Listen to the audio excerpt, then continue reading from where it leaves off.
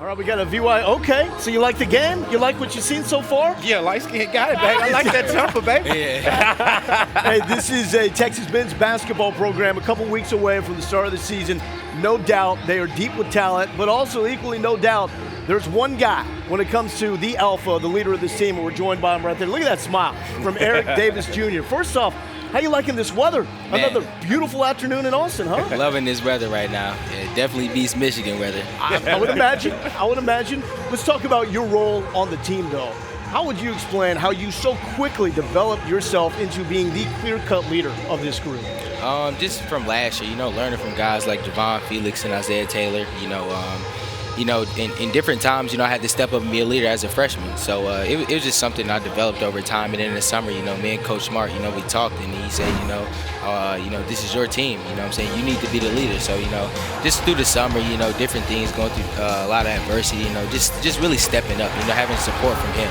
And one of the things that really impressed me being around you in the program a year ago, you mentioned all the upperclassmen from last year's team, but you started talking. You started taking over huddles and taking over the team. Where did you develop and get that confidence to make you feel like you could do that as a true freshman? Just really coming from high school. I was a leader in high school. I came in. I was just, like I said, they made me comfortable. I like being around those guys. They actually, they paid attention to my opinion. And my opinion mattered to them. So, like I said, it made me feel comfortable. And whenever I needed to step up, they let me step up. Ricky? Yeah, what's been the biggest adjustment for you going from high school into college? I probably would say time management. From high school, I could do whatever I want. After class, you got practice, and then after that, I'm just sitting around chilling. Like here, you wake up, you got study hall. You got to eat breakfast, go to class, and more study hall than practice. So like, your time is limited now. So like. I made my own schedule in high school. Now, like, my schedule is kind of like made for me here. Yeah. And how are you managing dealing with academics? Because Texas is a tough school academically and sports. I'm doing pretty good so far. I have an overall 3.0 GPA. Trying to get it. Well done. Yeah, appreciate it. Just trying to get, keep it over a 3.0.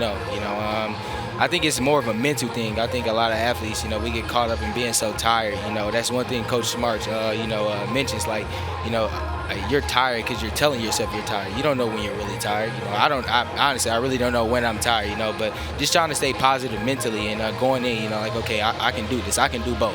Yeah, it sounds like coach is more than just a basketball coach, that he teaches you guys how to be men. Talk about the lessons off of the court that it works with you guys on. Yeah, just carrying yourself as a man. He definitely preaches that. Meeting with us. Off the court. Hanging out with us. Just giving us little tips. How to dress. How to tie a tie. Just little things like that. It takes it a long way.